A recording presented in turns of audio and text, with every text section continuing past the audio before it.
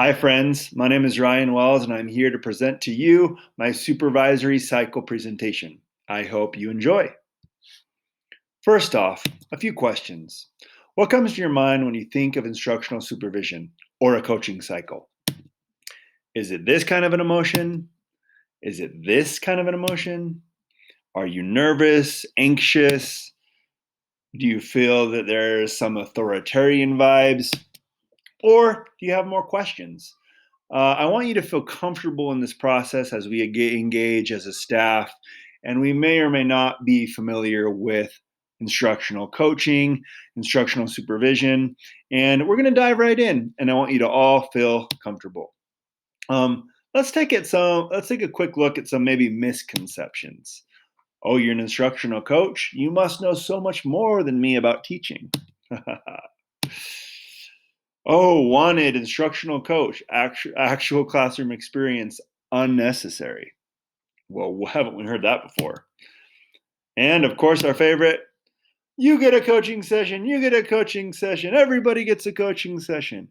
Obviously, when a new instructional coach shows up, that might be the way people feel, whether they choose to or not. And sometimes it's not always a good thing. But for real, what is this stuff all about? Let's take a dive into it so we can fully understand the process. Let's go for a cycle, a supervisory cycle. Just to give a little bit of a quick story. Before we dive into the story, here's a quick quote: "Who dares to teach must never cease to learn." As a teacher myself, I always love to continue learning, and I think this process of a coaching cycle and supervision and instructional supervision shouldn't feel intimidating. It should feel something that we're drawn to, that we want to engage in one with another, and to continue learning and never cease to learn. Speaking of cycling, I want to share a quick story. Last year, about this time, April 1 of 2020, I decided to go on a bike ride. If you notice here in this photo, I'm a little bit overweight, about 15 pounds up from what I'm at now. And, with the change in schedule due to the pandemic, I made a goal where I wanted to get in shape and start riding my bike more. So that is my long journey up to the top of Immigration Canyon. I had to take a selfie to document that moment. I decided to set a goal for myself and to slowly work towards becoming better at cycling. Each week, I'd take another trip up to the top of Immigration Canyon, slowly getting better and better. And you'll notice, some LBs sliding off my face there. And I had an excellent year. I ended up riding more than 5,000 miles and losing some weight and getting into shape. And honestly, this experience was great for me to focus on something and to incrementally get better and slowly increase my mental health and my overall health, and feeling better about myself and my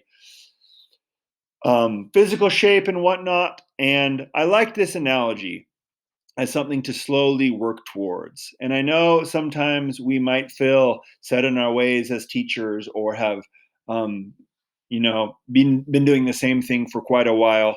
But I know that if we can slowly choose to change and shift and transform our practice, we can get better. Much like the small transformation I had as a cyclist. Working together in a collaborative environment. I want everybody in our faculty to feel safe.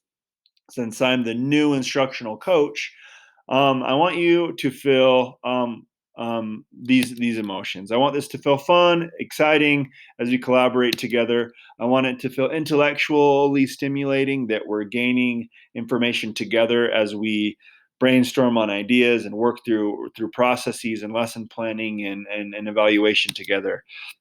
I want it to feel like it's time well spent. As teachers, we know that we spend a lot of time in professional development or professional learning opportunities that we may or may not deem efficient. So I want to make sure that you feel good about the way we spend our time. And I want you to feel like we together are growing.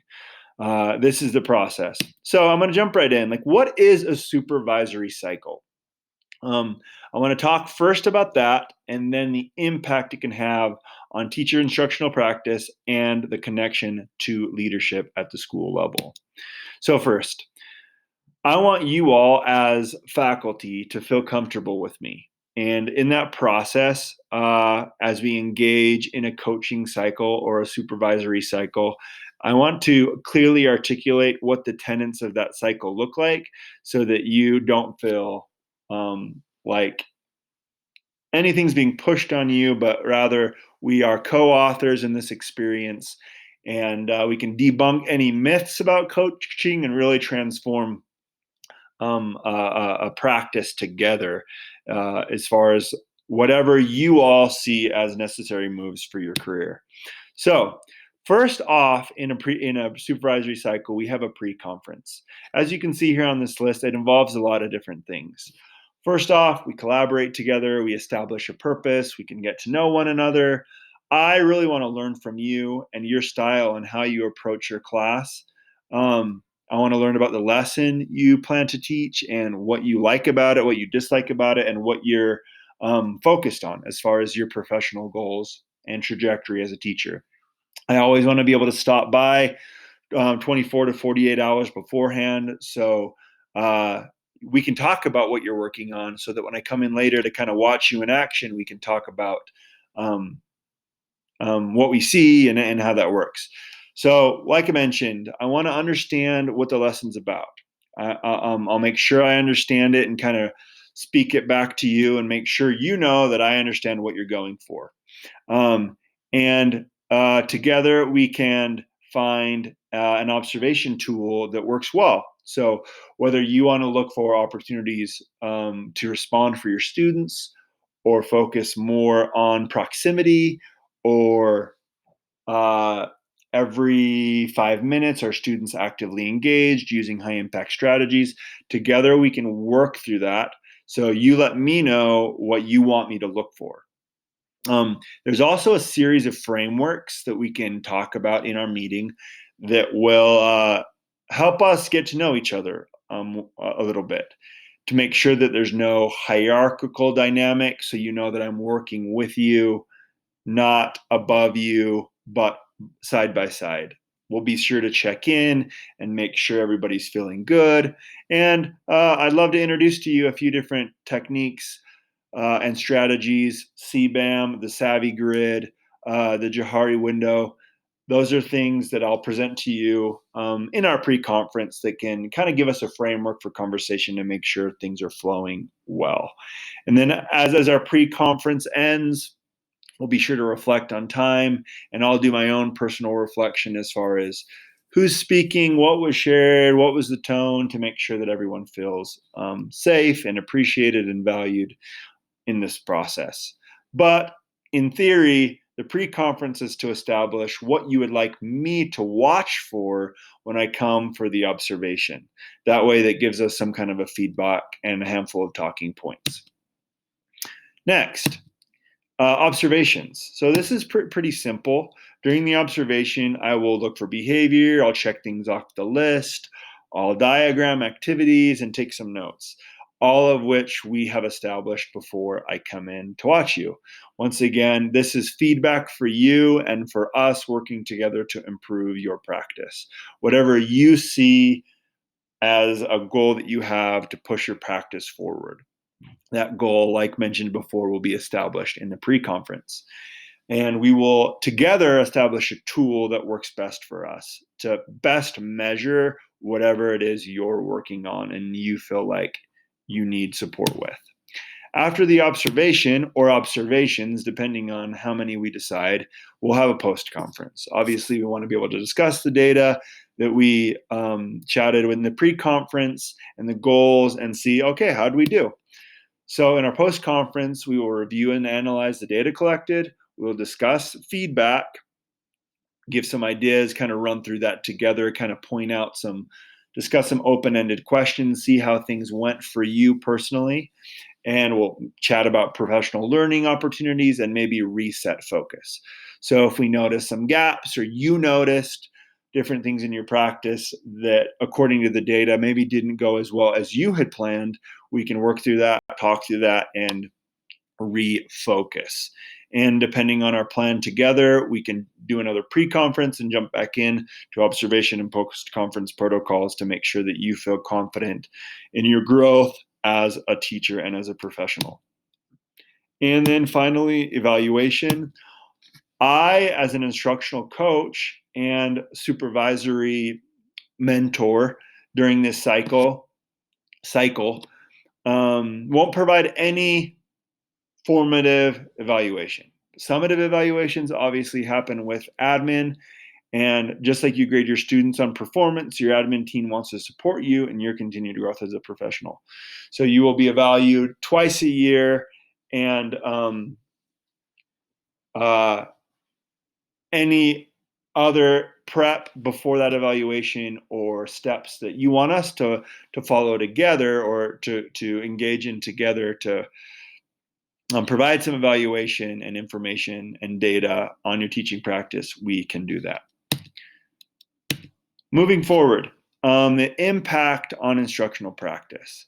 I really love this quote.